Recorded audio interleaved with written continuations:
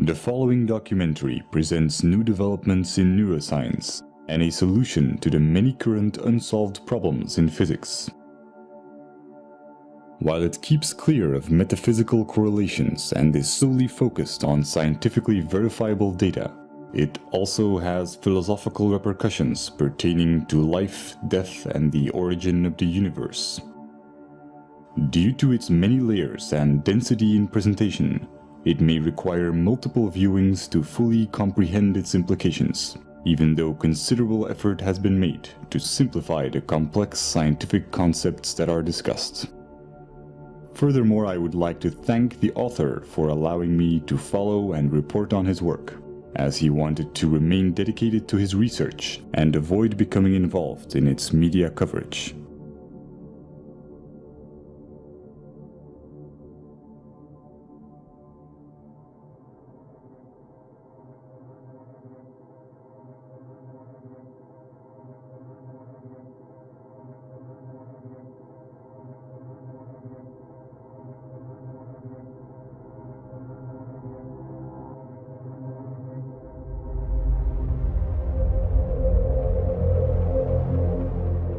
The human brain is a network of approximately 100 billion neurons. Different experiences create different neural connections which bring about different emotions. And depending on which neurons get stimulated, certain connections become stronger and more efficient, while others may become weaker. This is what's called neuroplasticity. Someone who trains to be a musician will create stronger neural connections that link the two hemispheres of the brain in order to be musically creative. Virtually any sort of talent or skill can be created through training. Rudiger Gamm, who was a self-admitted hopeless student, used to fail at basic math and went on to train his abilities and became a famous human calculator, capable of performing extremely complex mathematics. Rationality and emotional resilience work the same way. These are neural connections that can be strengthened. Whatever you are doing at any time, you are physically modifying your brain to become better at it. Since this is such a foundational mechanism of the brain, being self-aware can greatly enrich our life experience.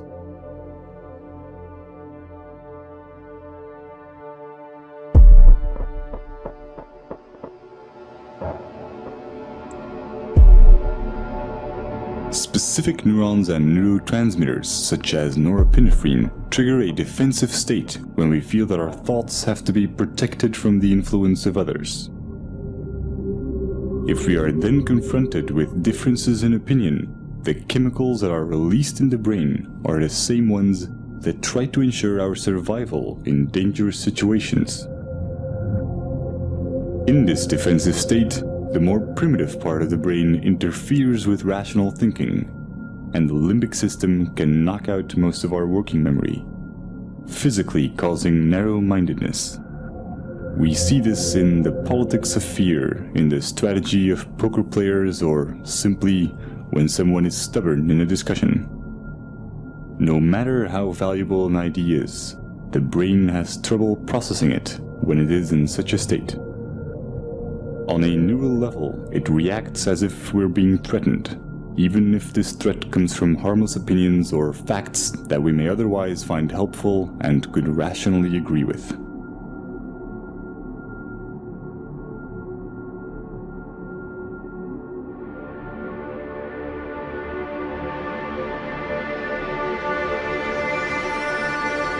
But when we express ourselves and our views are appreciated, these defense chemicals decrease in the brain, and dopamine neurotransmission activates the reward neurons, making us feel empowered and increasing our self-esteem. Our beliefs have a profound impact on our body chemistry. This is why placebos can be so effective. Self-esteem or self-belief is closely linked to the neurotransmitter serotonin. When the lack of it takes on severe proportions, it often leads to depression, self-destructive behavior, or even suicide. Social validation increases the levels of dopamine and serotonin in the brain, and allows us to let go of emotional fixations and become self-aware more easily.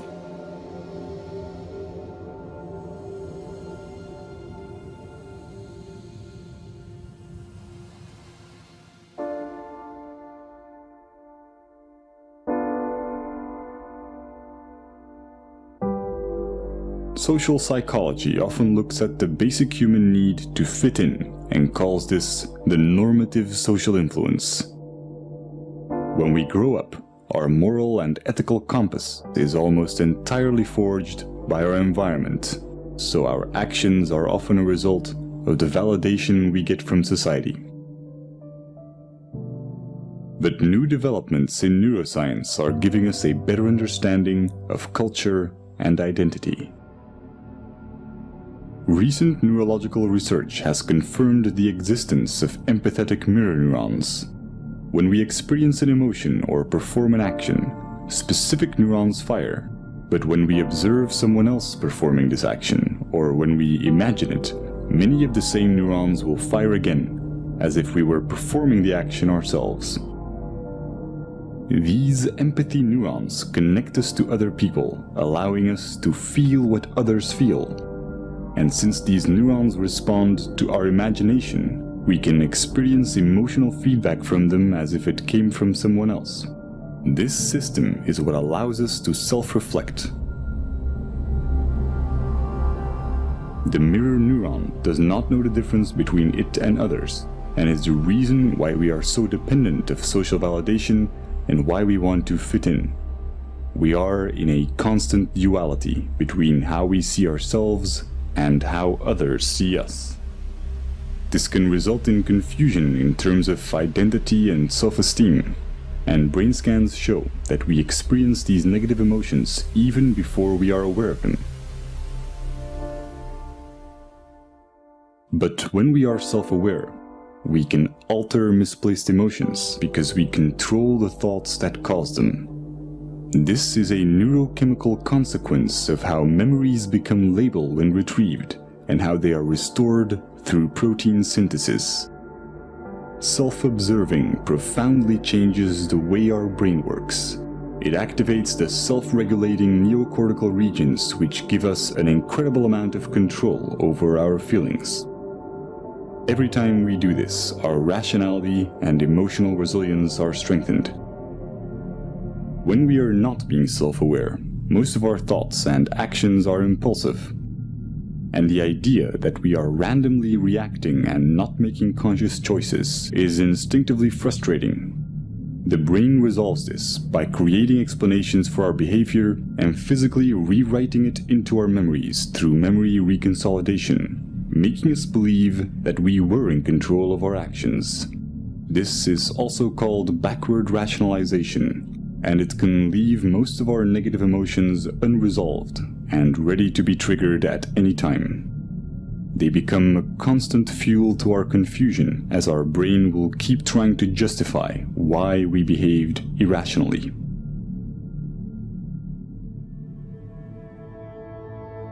All this complex and almost schizophrenic subconscious behavior is the result of a vastly parallel distributed system in our brain. There is no specific center of consciousness. The appearance of a unity is in fact each of these separate circuits being enabled and being expressed at one particular moment in time. Our experiences are constantly changing our neural connections, physically altering the parallel system that is our consciousness. Direct modifications to this can have surreal consequences that bring into question what and where consciousness really is. If your left cerebral hemisphere were to be disconnected from the right, as is the case in split brain patients, you would normally still be able to talk and think from the left hemisphere, while your right hemisphere would have very limited cognitive capacities. Your left brain will not miss the right part, even though this profoundly changes your perception. One consequence of this is that you can no longer describe the right half of someone's face, but you will never mention it. You will never see it as a problem or even realize that something has changed.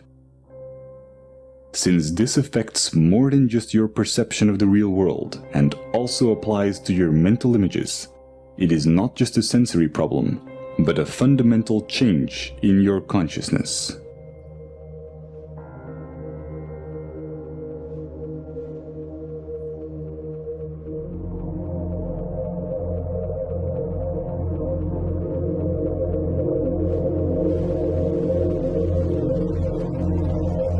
Each neuron has a voltage, which can change when ions flow in or out of the cell. Once a neuron's voltage has reached a certain level, it will fire an electrical signal to other cells, which will repeat the process. When many neurons fire at the same time, we can measure these changes in the form of a wave. Brainwaves underpin almost everything going on in our minds, including memory, attention, and even intelligence. As they oscillate at different frequencies, they get classified in bands such as alpha, theta, and gamma. Each are associated with different tasks.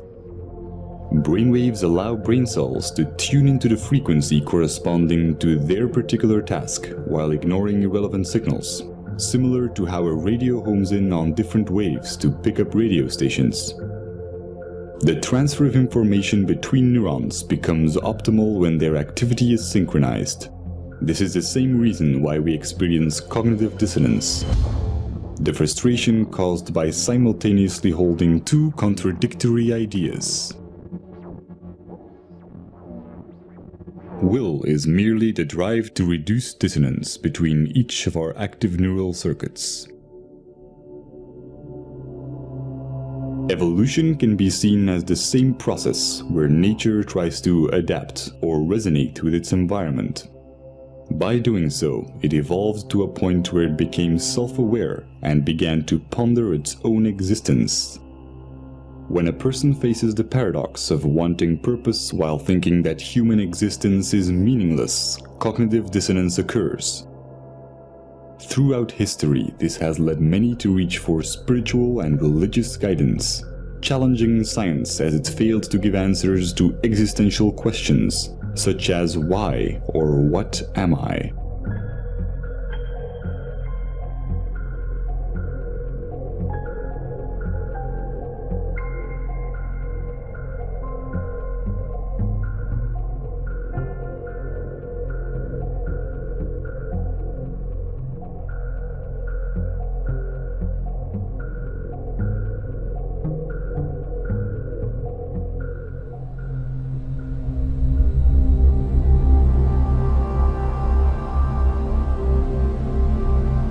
The left cerebral hemisphere is largely responsible for creating a coherent belief system in order to maintain a sense of continuity towards our lives. New experiences get folded into the pre-existing belief system. When they don't fit, they are simply denied. Counterbalancing this is the right cerebral hemisphere, which has the opposite tendency. Whereas the left hemisphere tries to preserve the model, the right hemisphere is constantly challenging the status quo. When the discrepant anomalies become too large, the right hemisphere forces a revision in our worldview. However, when our beliefs are too strong, the right hemisphere may not succeed in overriding our denial.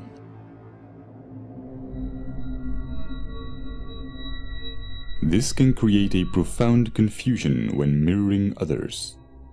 When the neural connections that physically define our belief system are not strongly developed or active, then our consciousness, the unity of all the separate active circuits at that moment, may consist mainly of activity related to our mirror neurons. Just as when we experience hunger, our consciousness consists mostly of other neural interactions for consuming food. This is not the result of some core self giving commands to different cerebral areas. All the different parts of the brain become active and inactive and interact without a core. Just as the pixels on a screen can express themselves as a recognizable image when in unity, the convergence of neural interaction expresses itself as consciousness. At every moment, we are in fact a different image, a different entity when mirroring, when hungry, when watching this video. Every second, we become different persons as we go through different states. When we use our mirror neurons to look at ourselves, we may construct the idea of identity. But if we do this with our scientific understandings, we see something completely different. The neural synergies that produce our oscillating consciousness go far beyond our own neurons. We are equally the result of cerebral hemispheres interacting electrochemically, as we are of the senses connecting our neurons to other neurons in our environment. Nothing is external. This is not a hypothetical philosophy. It is the basic property of mirror neurons, which allow us to understand ourselves through others. Seeing this neural activity as your own while excluding the environment would be a misconception. Our superorganismal features are also reflected in evolution, where our survival as primates relied on our collective abilities. Over time, the neocortical regions evolved to permit the modulation of primitive instincts and the overriding of hedonistic impulses for the benefit of the group. Our selfish genes have come to promote reciprocal social behaviors in superorganismal structures, effectively discarding the notion of survival of the fittest. The brain's neural activity resonates most coherently when there is no dissonance between these advanced new cerebral regions and the older, more primitive ones. What we traditionally call selfish tendencies is only a narrow interpretation of what self-serving behavior entails, wherein human characteristics are perceived through the flawed paradigm of identity, instead of through a scientific view on what we are. A momentary expression of an ever-changing unity with no center. The psychological consequences of this as an objective belief system allow self-awareness without attachment to the imagined self, causing dramatic increases in mental clarity, social conscience, self-regulation, and what's often described as being in the moment.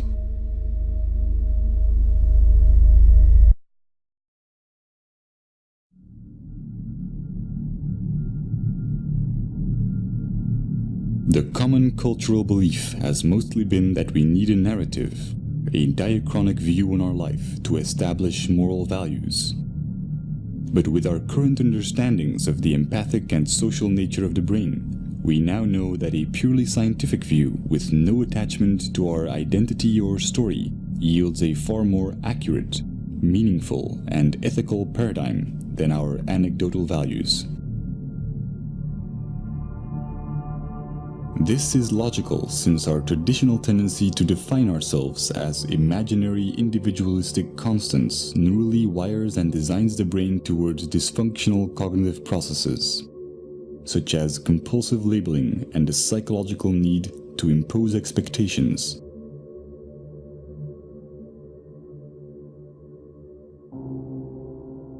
Practical labeling underpins all forms of interactions in our daily lives. But by psychologically labeling the self as internal and the environment as external, we constrain our own neurochemical processes and experience a diluted disconnection.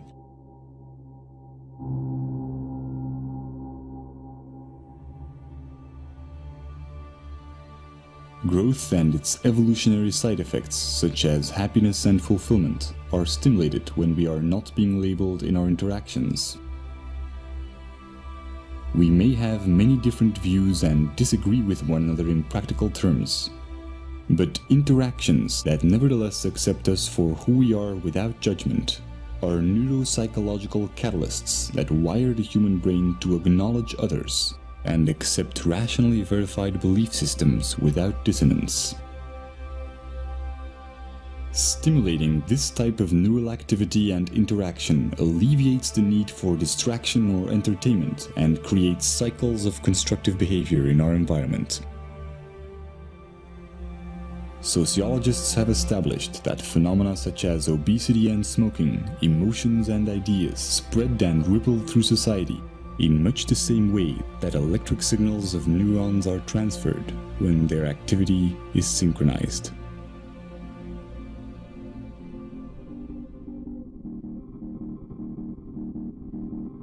We are a global network of neurochemical reactions, and the self-amplifying cycle of acceptance and acknowledgement, sustained by the daily choices in our interactions, is the chain reaction that will ultimately define our collective ability to overcome imagined differences and look at life in the grand scheme of things.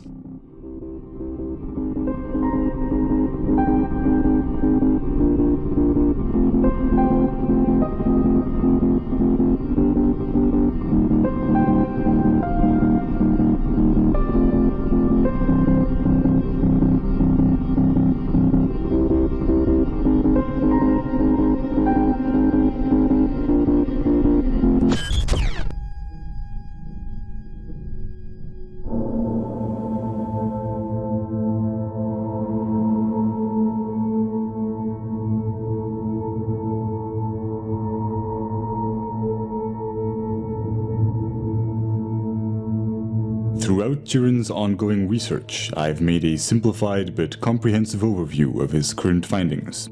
This is my interpretation of the first few months of his work on unifying quantum physics and relativity.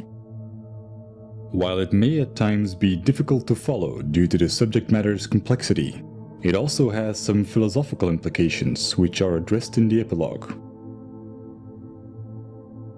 Over the past century, many groundbreaking discoveries have led to scientific paradigm shifts in our understanding of the world. Einstein's theory of relativity revealed how time and space are the same fabric, while Niels Bohr's research helped us understand the building blocks of matter through quantum physics, a realm that only exists as an abstract physical description. Afterwards, Louis de Broglie discovered that all matter, and not just photons or electrons, has a quantized wave-particle duality. These breakthroughs have led to new schools of thought about the nature of reality and have inspired popular metaphysical and pseudoscientific theories, such as the human mind being able to command the universe through positive thinking. However attractive, these theories have no verifiable evidence and can slow down scientific progress.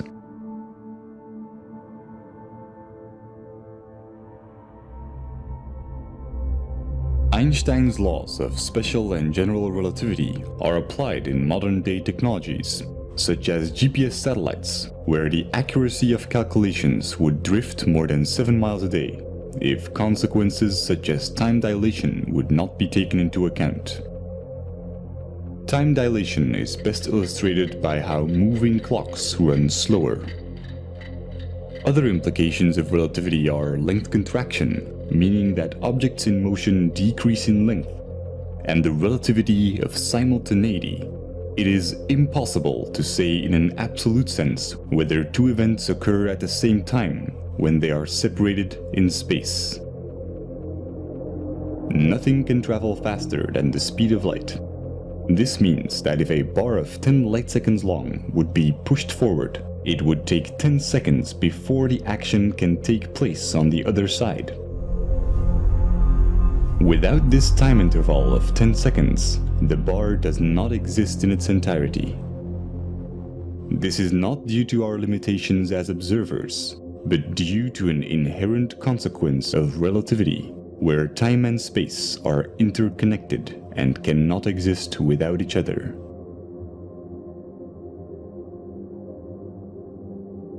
Quantum physics provides a mathematical description of much of the wave-particle duality and interactions of energy and matter.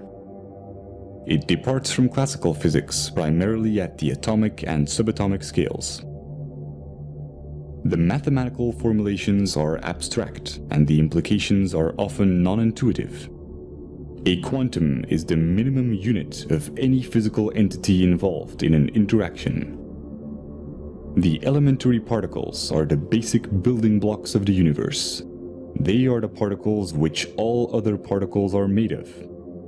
While in classical physics, we can always split things into smaller bits, for quanta this is impossible. As a result, the quantum world presents many unique phenomena that cannot be explained through classical laws, such as quantum entanglement, the photoelectric effect, Compton scattering, and many more. There are many exotic interpretations of our quantized world. The most widely accepted among physicists include the Copenhagen interpretation and the many worlds interpretation.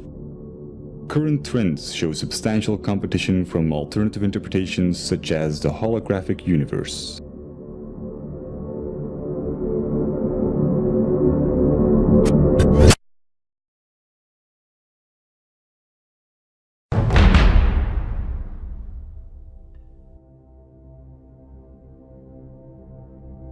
While both quantum physics and Einstein's laws of relativity are essential to our scientific understandings of the universe, there are many unsolved scientific problems, and thus far, no unifying theory.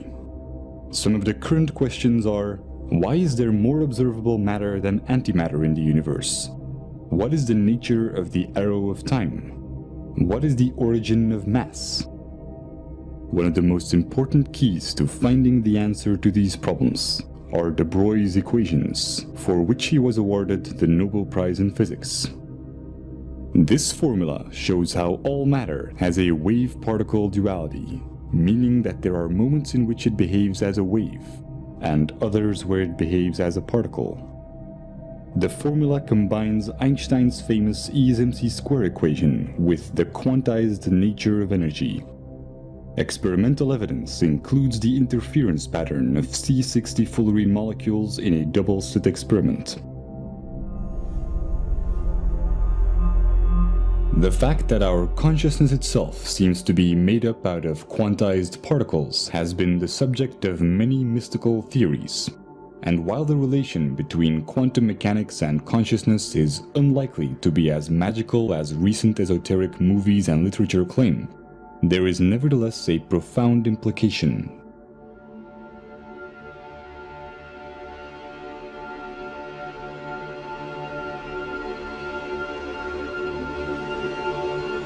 As de Broglie's equations apply to all matter, we can fundamentally establish that C equals hf, where C stands for consciousness, h for the constant of Planck, and f for frequency. C is responsible for what we experience as the now, a quantized or minimum unit of an interaction. The sum of all moments C up till the current moment is what shapes our concept of life. This is not a philosophical or theoretical statement, but an inherent consequence of all matter and energy being quantized. The formula shows how life and death are abstract constructions of C. Another consequence of de Broglie's equations is that the rate at which matter or energy fluctuates and acts like a wave or a particle is relative to the frequency of the frame of reference. Increases in frequency due to velocity are relative to others and bring about phenomena such as time dilation. The underlying reason is the unaffected experience of time relative to the reference frame, where space and time are properties of quanta, and not the other way around.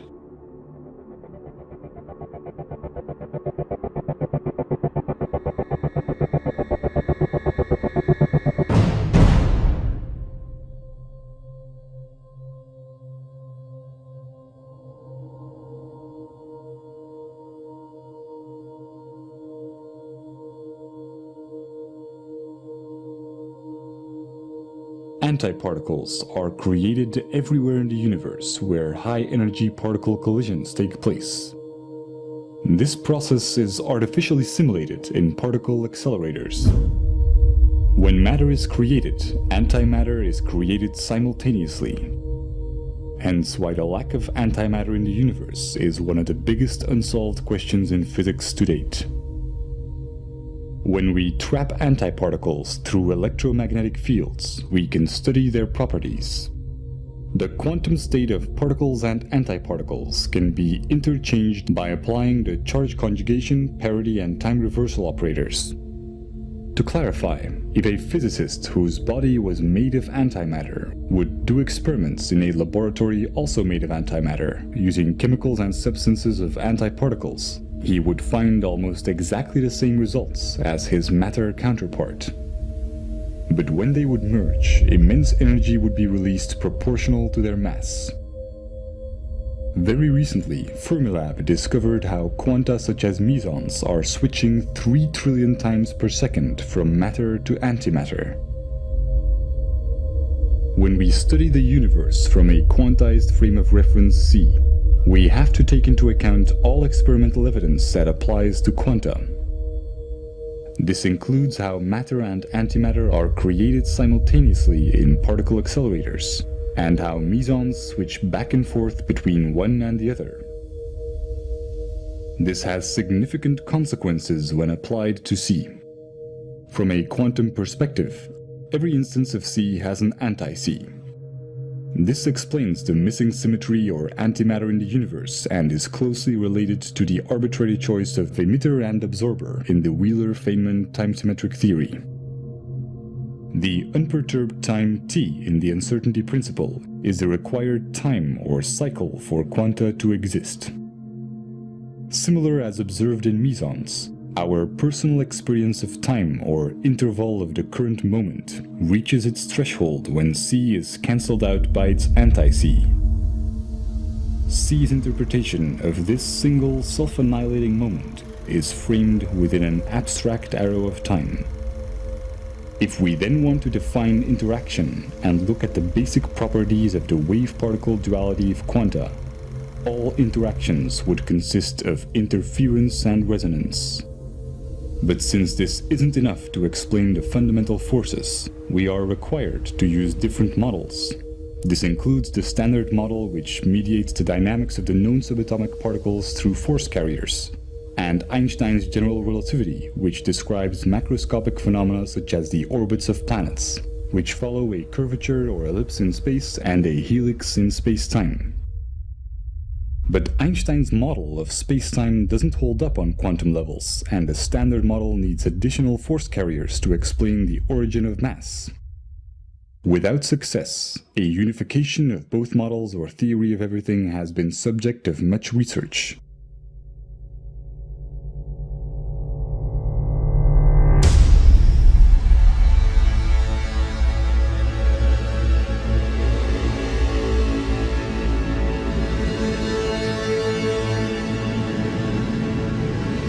Quantum mechanics is merely mathematical descriptions, and their practical implications are often counterintuitive. Classical concepts such as length, time, mass, and energy can also be approached with similar descriptions. By building on de Broglie's equations, we can substitute these concepts with abstract vectors. This is a probability-oriented approach towards the basic and already existing concepts in physics that allows us to unify quantum mechanics with Einstein's relativity. De Broglie's equations show how all reference frames are quantized, including all matter and all energy. Particle accelerators have demonstrated that matter and antimatter are always created simultaneously. The paradox of how reality can emerge from abstract building blocks that annihilate each other can be explained by using these quanta as the frame of reference. In a simplified analogy, we need to look at things through the eyes of a photon. The reference frame is always a quantum and defines how space-time is quantized. When it increases or decreases, space-time increases or decreases as well.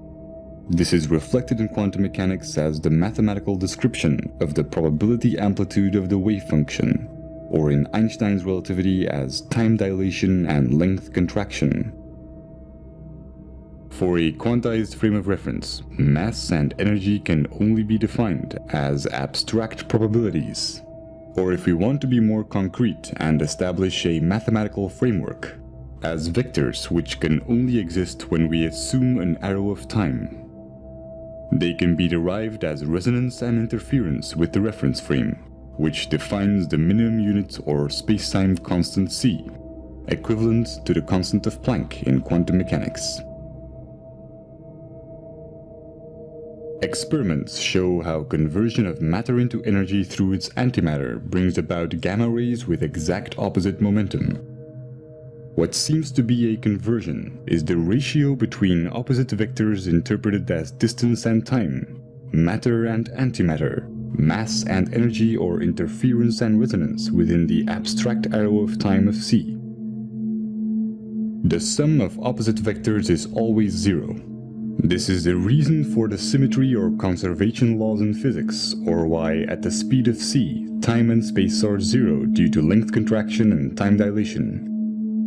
A consequence is the Heisenberg uncertainty principle, which states that certain pairs of physical properties, such as position and momentum, cannot be known simultaneously to high precision. In a sense, a single particle is its own field. This does not explain our sense of continuity, where c cancels itself out within its own required interval. But when these vectors are exponentially amplified or accelerated relative to and within the abstract arrow of time, the underlying mathematical algorithms, also describing the fundamental forces, can bring about a consistent reality and have abstract building blocks. This is why the harmonic motion equations are used in many fields of physics involving periodic phenomena, such as quantum mechanics and electrodynamics, or why Einstein's equivalence principle, used to derive the model of spacetime, states that there is no difference between gravity and acceleration. Because gravity is only a force when interpreted relative to an oscillating frame of reference. This can be illustrated with a logarithmic spiral curve being reduced to a helix curve by the reference frame, making objects spin and move in orbits. Visually simplified, two amplified or growing apples will be interpreted to attract each other when observed by an amplified reference frame, as the size seems unaffected. The opposite occurs with interference. In a simplified analogy, the increase or decrease in the size of objects as we get closer or further away is determined by the shift in vectors of the reference frame, similar to how a radio hones in on different waves to pick up radio stations. This also applies to the influence of gravity. In essence, independently of any reference frame, there are no fundamental forces. All interactions within our abstract continuity can be mathematically derived through interference and resonance as long as the ever-changing and fluctuating minimum unit or quantum, being the frame of reference, is taken into account. Experimental evidence includes the unseen effect in the standard model, where we can see the force effect, but not the actual force carriers.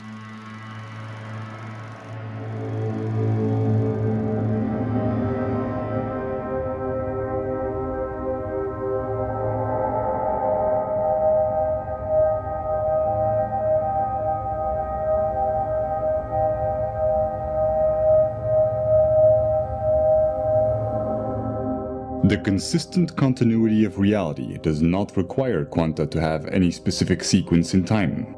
A quantum is not subject to any notion of space or time and can occupy all of its possible quantum states simultaneously. This is called quantum superposition and has been demonstrated in experiments such as the double-slit experiment or quantum teleportation, where every electron in the universe, for example, could be the exact same one. The only requirement for an abstract arrow of time and consistent continuity or reality is the algorithm describing the pattern or abstract sequence of vectors. Since this continuity brings about our ability to be self-aware, it inherently makes us subject to its mathematical consequences, the fundamental laws of physics. Interaction is merely an interpretation of what is essentially an abstract pattern. This is why quantum mechanics can only provide mathematical descriptions, since it can only describe patterns within infinite probabilities. When a probability is expressed as C, The information necessary to describe the current moment or probability amplitude of C is also what embodies the arrow of time. The nature of the arrow of time is one of the biggest unsolved problems in physics and has been responsible for many new popular interpretations. The holographic principle, for example, a property of quantum gravity and string theories, theorizes how the entire universe can be seen as an information structure of only 2 dimensions.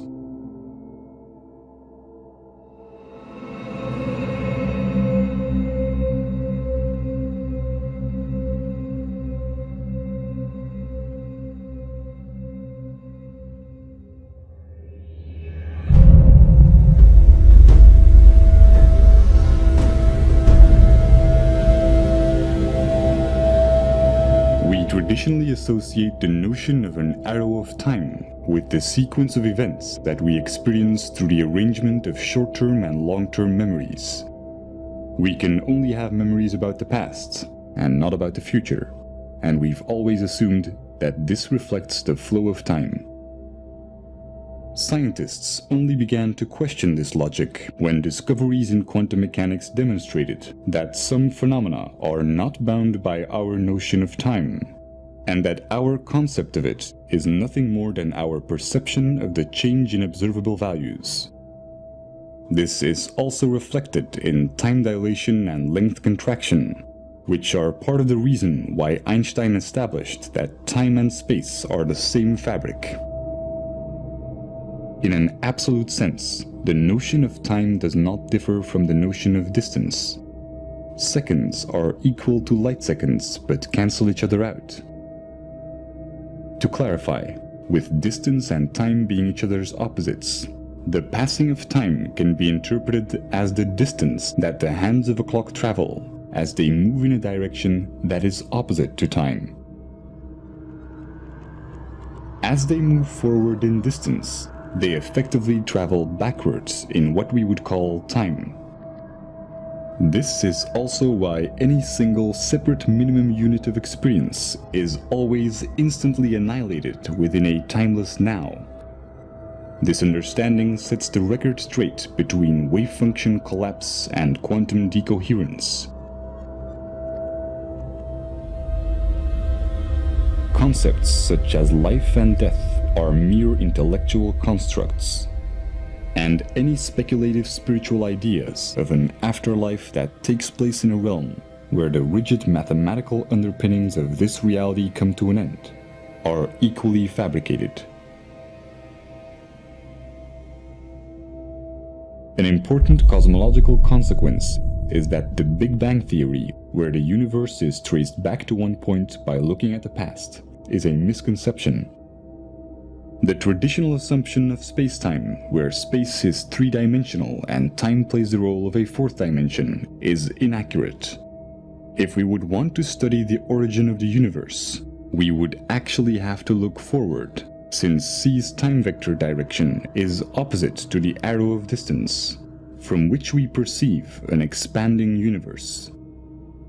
Although this temporal mapping of the universe will only yield abstract concepts with no relation to its quantum underpinnings.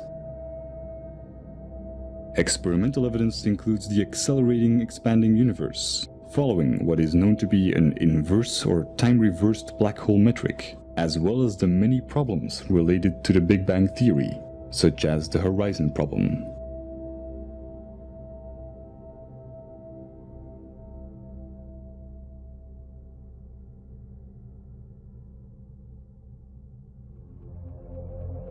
These derivations could bring up questions about free will, since awareness seems to only take place after the action within our perception of time. Most neurological investigations that have shed light on this question show that action is indeed taken before becoming conscious of it. But a deterministic point of view is based on an erroneous concept of time, as is illustrated by the mathematical probability descriptions in quantum mechanics. These understandings will be relevant for future neurological research, since they show how any neural circuit is a vector with direction, underpinning cognitive dissonance and interference or resonance within C. The ability to understand and consciously alter these directions, acquired through billions of years of evolution, confirms how important our belief systems are in expanding our awareness, and how they affect our working memory, which is responsible for the extent to which we can make connections and for the neural processes that create meaning. It also explains how artificial awareness will require a network of independent processors instead of a linear sequence of complex algorithms.